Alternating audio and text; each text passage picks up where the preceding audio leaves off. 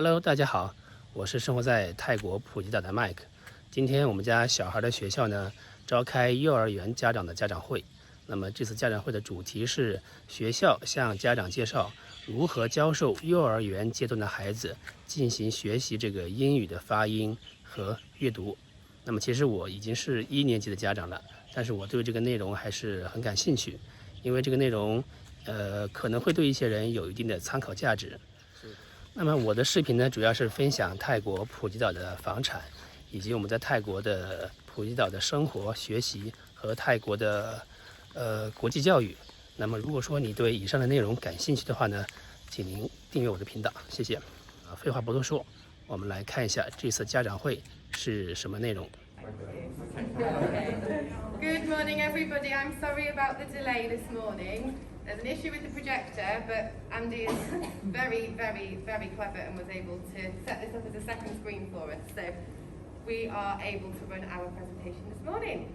So all of you are here because you were invited to a phonics and reading presentation, and we had a chat about it, and we decided that the best people to teach you are the teachers that teach your children. So I'm going to hand over to Miss Susie and Miss Natalie, and they're going to give you a presentation on phonics and reading.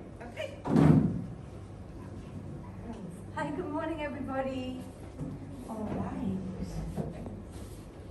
Okay, so the aims for today are to share how we teach phonics here in Head Start.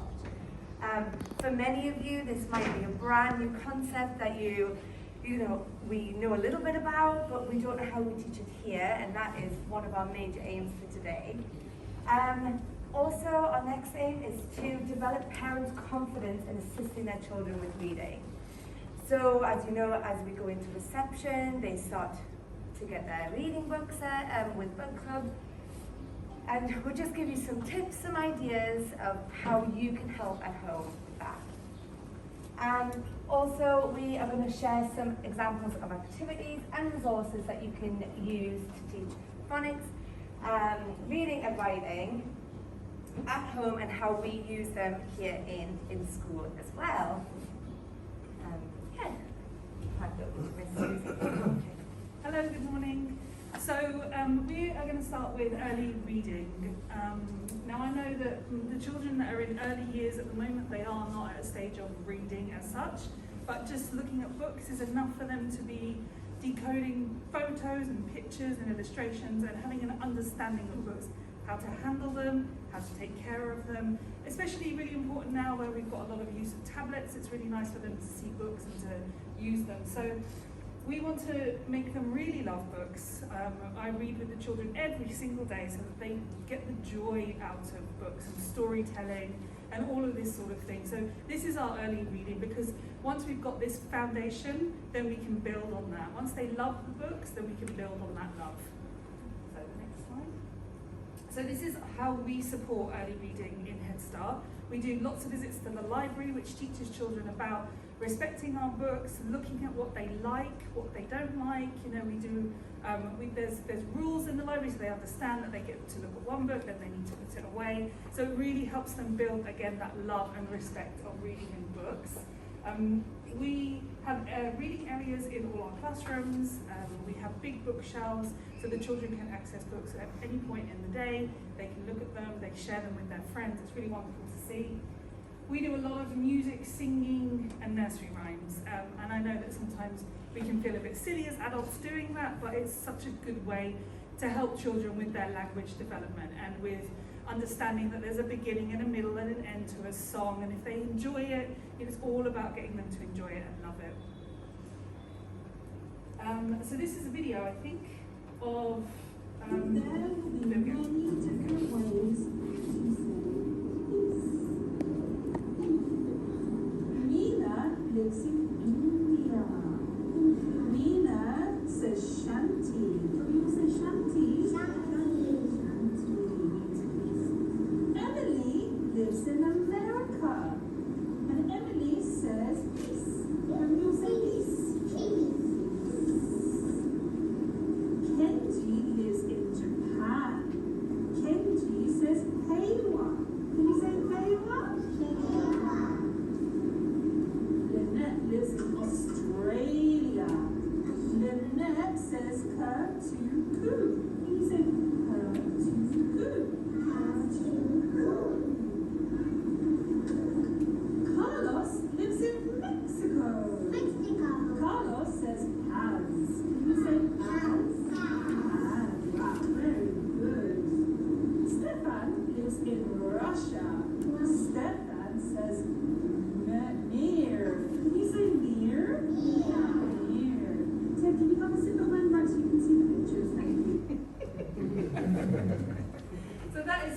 example of us reading.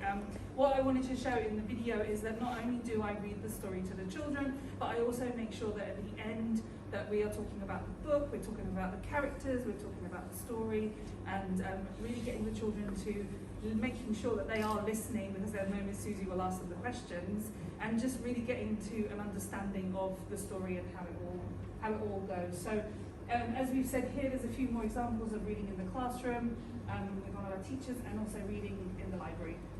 Fiction, non-fiction is also really good if your child has an interest in space, trains, whatever it might be. You have non-fiction books and you can explore things with them as well. They're really wonderful. Not having to read all the text with them, but just exploring the books with them. So then going on to phonics in the early years. So we really want to get that good foundation with phonics and their understanding.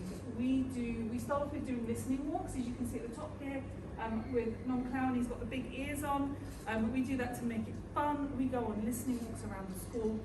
I'll take the children and I will stop and I'll say, what can you hear? So it's getting them to tune in to the sounds that are around them. You can do this quite a lot with children. They really enjoy it. They listen and they tune in. So that's something that we start off doing within our phonics phase 1. We start off with the initial sounds in children's names. I start that usually very quickly into the year, so that they're aware that there are, systems of way to decode things. So their names have a sound to them. We do that in days of the week as well. We do that in the weather, all the sort of things we do every single day. Within term 3, which we've just started, we do begin the phase 2 of letters and sounds, which is the phonics system that the whole of Head Start use. We start them really young so that they're going through with exactly the same process throughout the whole school, the same system. And we, at the beginning of this term, we've started to do the initial sounds, so you've got the at sounds, and then we will continue and see how the children go with the different sounds. We do lots of games, we do activities, things that they can practice, they can put together, and that sort of thing. And then, of course, we have things such as songs and rhymes. I also use a system from the UK called the Poetry Basket, which is teaching the children to say poems, because it's another wonderful way to learn literature. And this was another activity, phonics activity. That's okay, no worries. Go for it. Sounds of that, Ted. Okay, shall we have a look and see what sounds we can find in there? Shall we look at what letters and sounds we can find? What's that one? P. And what sound does it make? P. And can you find something that sounds like P? Can you see something in here that sounds like P?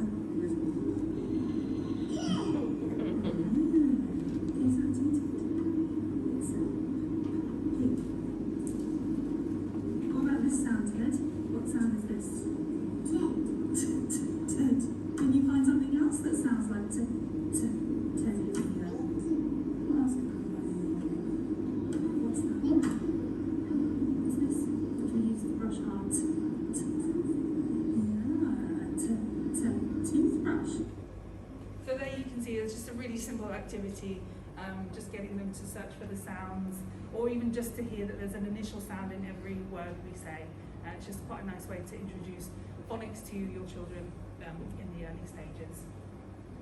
Yeah. So there you go. All right. So now I'd like to talk about phonics in reception. Now, as Miss Susie said, it's so important that we have consistency through early years, through reception, leading up into year 1 and the rest of the school. So we use the program Letters and Sounds, and this is a UK-based program. As Miss Susie said, we don't start with ABC at book. We start with S, at, P, These are the first sounds that we teach the children. Now, if I taught your children ABC first, can anyone tell me a word that you can make with those sounds? You can't. So this is why we teach these first 6 letters, because you can make so many words with those first letters. So it means that not only are we teaching them the sounds, but we're teaching them to read and to write. So it's so important. So in reception, we have a phonics focus every day. we have phase 1 right through early years, and they do start phase 2. But when they come into reception, it's really important that we consolidate all that learning. So we start with phase 2 at the beginning of the year. Now, when we first come in, we do this through lots of games, lots of rhymes, songs, crafts, the same as we do in early years. It's so important for that consistency.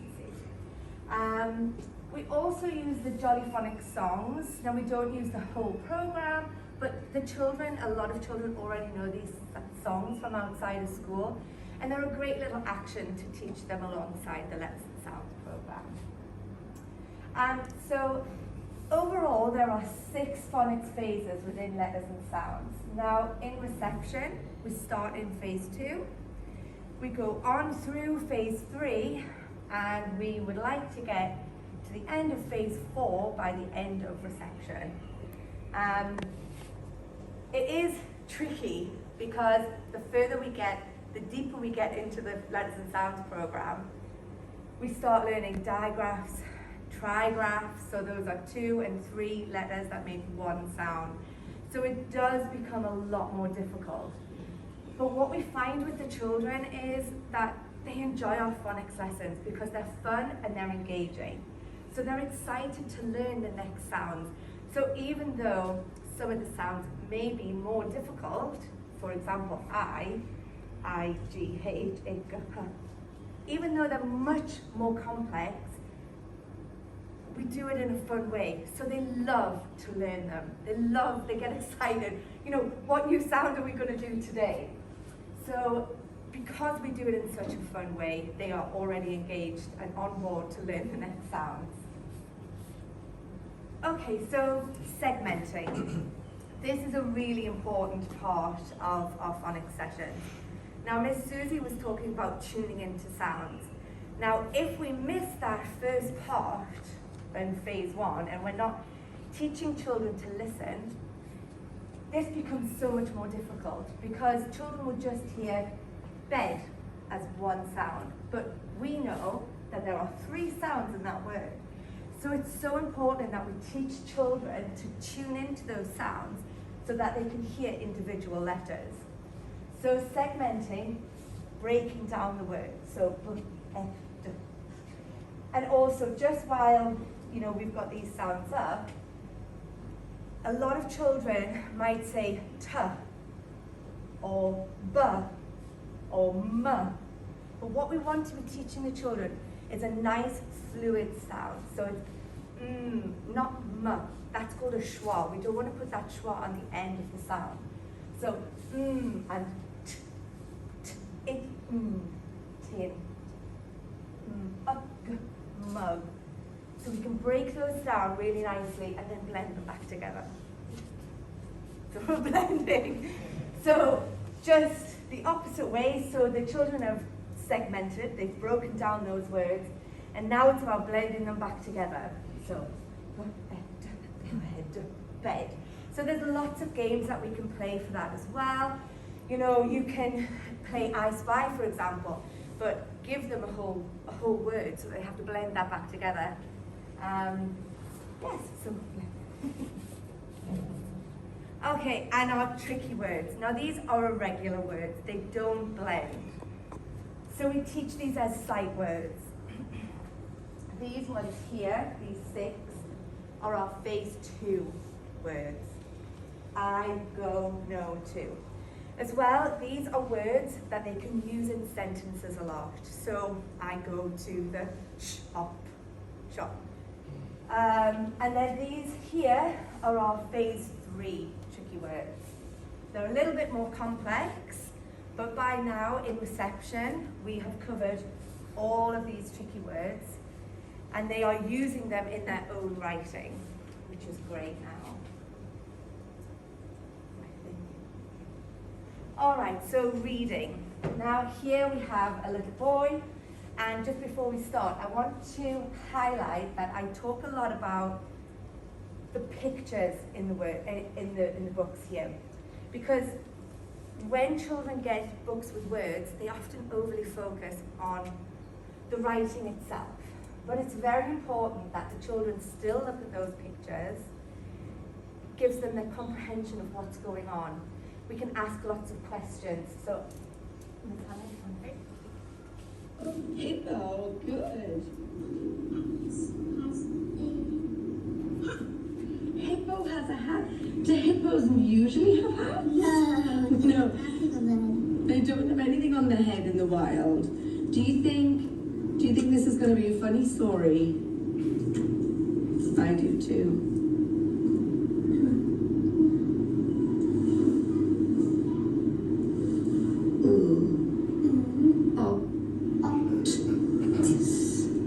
Lots Good. of clothes. Good boy. Let's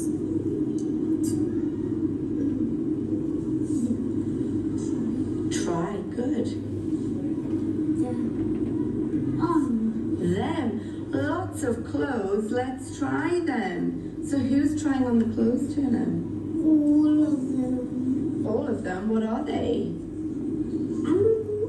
All different animals. Do animals usually wear clothes, Turner? No. No. So what do you think they're going to do? Because look, can you see in the other pictures? They can get messy. They're going to get messy. What do you think? What are all of these things over here? Clothes. T-shirts. T-shirts, dresses. Yes. How about these ones? Hats. All different hats. What at the end? What do you think the tiger is going to wear? I'm gonna find out. We're going to find out. Okay. Tiger is gonna wear the dotty one. Oh, is he? So you'll be stripy and dotty. Wow. So as you can see, Turner went straight for the words in that book. And I tried to redirect him before he turned the page to really look and focus on what was going on in the book. And not only did he get lots of vocabulary from that, I learned that he understood that he would find out further in the story what the tiger was going to wear. He knew that if he had a little look and brought it back, that he could tell me what it was. So I just wanted to highlight that the pictures are just as important as the words in that book as well. So here we have some photographs from some of our phonics sessions. Now, you'll often see us hunting for words. We'll go off and we'll try and, so this was we used in our garden. The teachers had hidden lots of words in the garden, and the children went off with their pieces of paper and had to hunt for the words. This was a great activity. It's so simple and something that you could try yourselves at home. But the children had to read the word. They had to break the word down to write it. So they were looking at each individual letter. It wasn't me saying, oh look, here's the word cat, cat. They had to do all of that for themselves.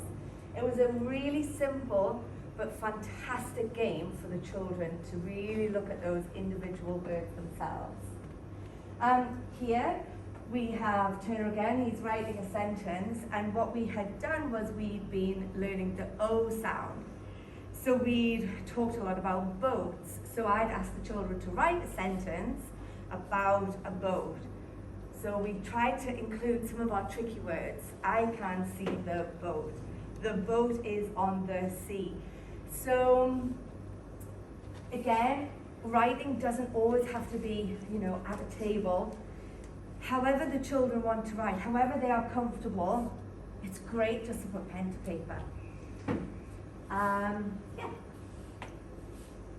Okay, so book club. Now we have book club for all children from reception. You'll get it at the beginning of the year. We allocate a band of books to each child. And it's really important to be encouraging children to follow the words with their finger. So what I mean by this is, what is happening? So they're focused on the word that they're reading. we should be encouraging segmenting, so breaking down the word and blending the words back together to read them. And there will be a lot of those tricky words and high frequency words. High frequency words are words that they use a lot using the sounds that they've got, which should be read on sight. So to, go, I, for example.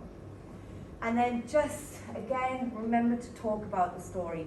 This is all about comprehension, getting the children understanding what they are actually reading. They might be able to read it, but do they understand what they're actually reading? So some examples, what's happening? What's happening in the story? Who are the characters in the book? And, how does this book make you feel? Turner said it was a funny book in that, so it made him laugh. So how does it make you feel? These are all really simple questions that we can ask the children. All right, now this is one of our, Miss Susie, would you like to join us?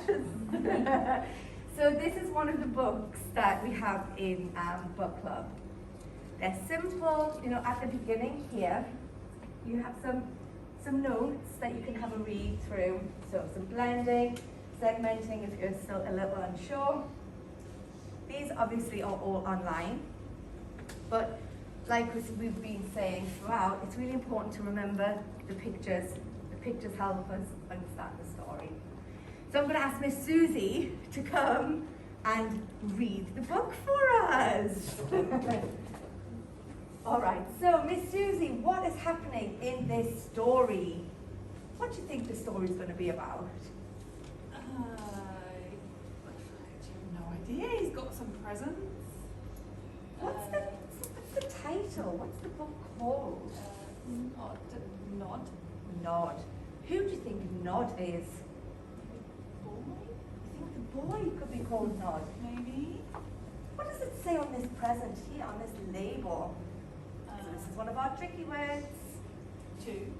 Two. Sam. To Sam. So, who's Sam? I don't know. I think we're going to have to read the book to find out, aren't we, Miss Susie? I think so. All right, so let's start at the top, Miss Susie. Dad. Pat. Sam. Oh, lovely blending, Miss Susie. Thank you. What's that doing? What's that doing?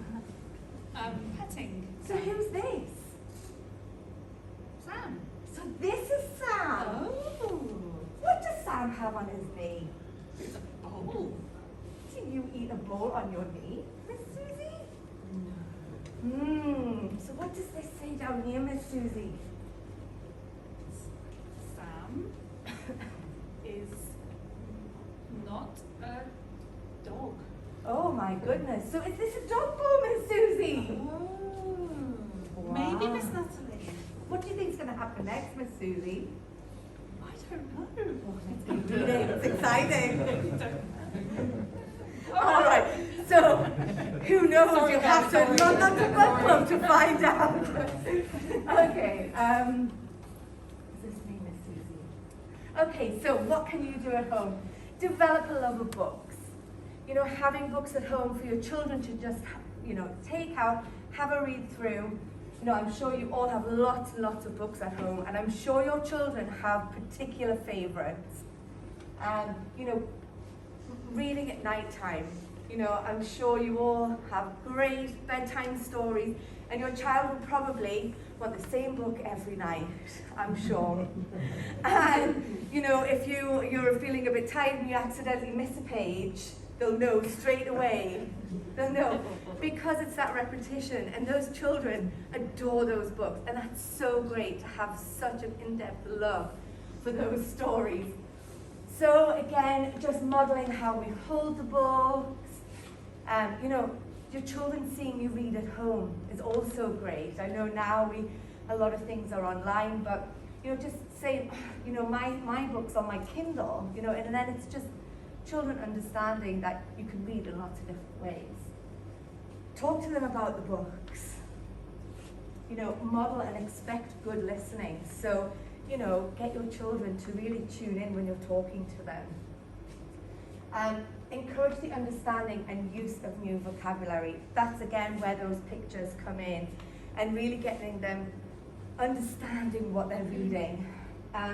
Sing songs, rhymes, read poems, place emphasis on rhyme and the rhythm of words, you know, funny jingles, all those kind of things. You know, it's getting them thinking all about tuning into those sounds. And reading regularly. You know, this is the most important thing after all, to really, really instill that love of learning and stories.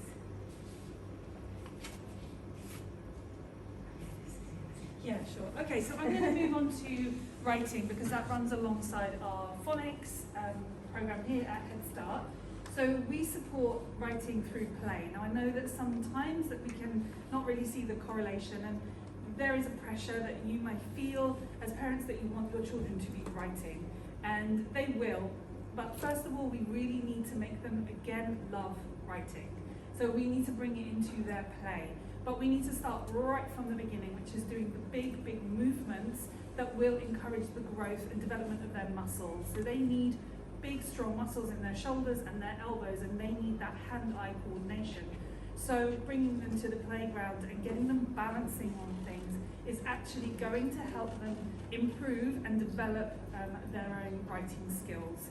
So this is something that we do in Head Start. We go to the big playground as well, even with the early years children, so that they can practice these big movements, balancing, hanging upside down, all of these sort of things. And they are able to access writing materials throughout the whole classroom, not just in a writing area. The writing area is in the whole classroom, so that they can constantly think about something and then maybe make a mark. It's just about making the mark for the early years to start with. Yeah, we can take the next one. And these are a couple of reception children who are writing. You can see that there are some letters there because they're a little bit older. They are starting to form letters. They're starting to, you know, really figure out how they can write and copy things. In early years, we're really focusing on them recognizing and being able to write their name. That's one thing that we want to achieve by the end of early years. And then we just want them to love it. I really want them just to make marks, to just go for it, to have I don't want to be able to read it, I don't want them to be able to read it, I just want them to be able to just be free and to write and make marks as much as they want and encourage them to. Not say, oh, I don't understand it, or be confused. Just say, lots of encouragement, that's wonderful, wow, look at that, that's great, just so that they're thinking that they are achieving something. You can ask them what they're writing about, they can tell you about it.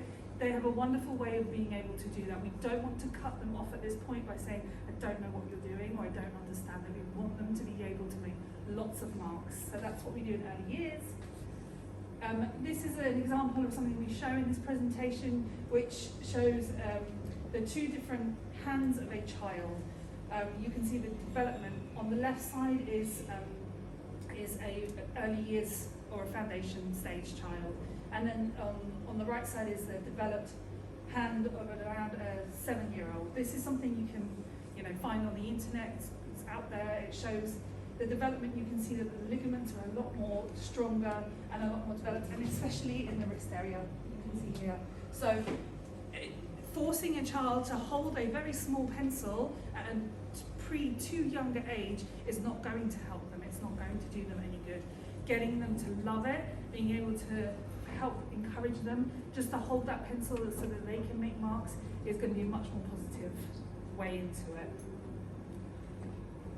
So this is one of the clipboards that we have in my class. In our classroom, we have them actually in all of, I think we've gone all the way up to reception.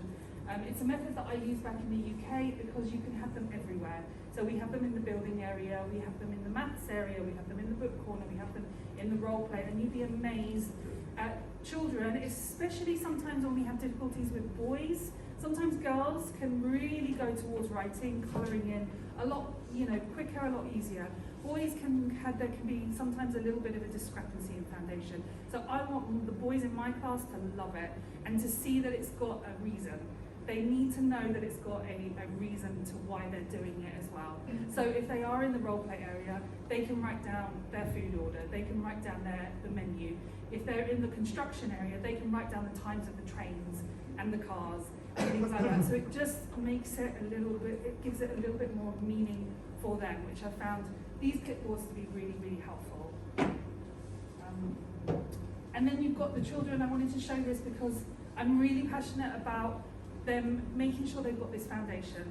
You know, climbing up on something like that is really helping development in their shoulders and their elbows, their arms, and it's just strengthening them. This balancing is great for them. You know, it's hand-eye coordination. These are the things that will help them as they grow and develop into, you know, more accomplished writers.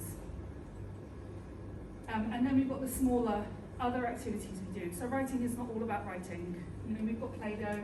We had some, it looks like we've got some foam going on down there. We've got slime there. You know, they're pulling these apart. They are using their hands, their wrists, and they are strengthening their grip, which is something that we use a lot of Play-Doh for, slime for, any sort of water play where they are tipping things up. If you have, you know, a shower at home or a bath at home and you've got containers and they can do some pouring, it's absolutely fantastic for their development at that age. And then we've got some examples of other things that we use for writing. So at the top we've got our chalkboards, which are great. Chalk is great, you can buy it here and just, you know, on the pavement outside or anywhere really, because it washes away. You've got someone using glue down there, which is great, hand-eye coordination, and scissors. I am a big fan of scissors.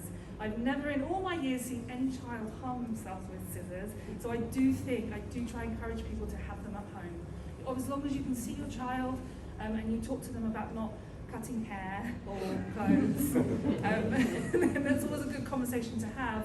But as far as their hand-eye coordination, using a pair of scissors has so many different things that they have to do. They have to hold what they're cutting. They have to think about where they cut. They have to think about the movement to cut. It has got so many more things for them to think about. So I'm a big fan of using scissors. These are easy grip scissors, so they don't need to focus on opening the scissor. It just opens itself quite automatically. So that's a wonderful one that we use in early years. So this is how you can offer support with writing. Pens and pencils that are easy to access. So they've always got pens and pencils around and are able to just, you know, grab a piece of paper, scrap paper, you know, just have it around so that they can always use it. If you go to a restaurant or you go out to eat, grab some scrap paper and a pencil. It's a really good time to sit with your child and give them that focus and get them doing something together. We've mentioned that here. Oh yes, and about being independent during mealtime. So obviously this is a big thing that we encourage in our foundation, is the children feeding themselves. I know as a parent sometimes you want it to go quickly because you have a lot of things to do, but it's so important that we let the children use their own spoons and forks and knives so that they are able to have that hand-eye coordination as well, which is something we do here in their meal times. And then, as I mentioned previously about getting younger boys to write, writing for purpose. This is what I was emphasizing before. So if they see you maybe making a shopping list or writing thank you cards for their birthday presents or a postcard to granny or anything that you can think of that's going to have a little bit more of a purpose, they will absolutely love. Letters to Father Christmas as well, these sort of things are just a really good way to get them, you know, writing. And yes, we've said here, celebrate the effort, not the outcomes. As I said before, encouraging them, getting excited about it, and not being too focused on how it looks or whether it makes sense, because it doesn't really matter at this point. Oh, sorry, did you want to finish this one?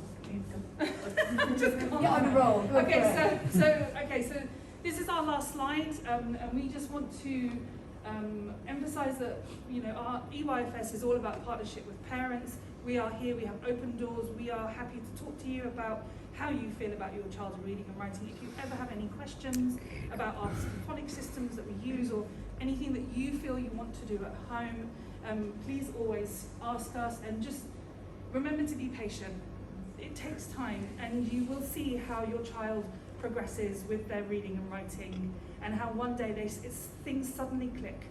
It takes time, and you're thinking they're struggling with blending or segmenting, and then one day it will just click, as long as you're patient and just giving them that encouragement. And they are, like Miss Natalie said, seeing you reading and reading at home, especially at bedtime, is just such a wonderful thing to do. Lots of praise and encouragement, and show them that reading is fun. You know, show them that you enjoy it, and that, you know, you get something out of it as well. And that's it. And then we finished off with a really nice little quote. And that's it for today. If anyone has any questions for me or Miss Natalie. 看完这个家长会，其实我还是很有收获的。虽然说我们家小孩已经是1年级了，但是在回看他们在幼儿园阶段所接受的教育，以及老师所传授的教育的理念和方法，那么对于我们在后续的这个时间当中，来帮助孩子和孩子这种相处沟通来说，都还是很有借鉴意义的。那么如果说您觉得老师在这个课程当中、家长会当中所分享的教育孩子学习英语发音和孩子一起阅读的这种互动的方法，或者说对孩子这种鼓励的引导的方式对您有所帮助的话呢，您不妨在家里也可以这样做起来。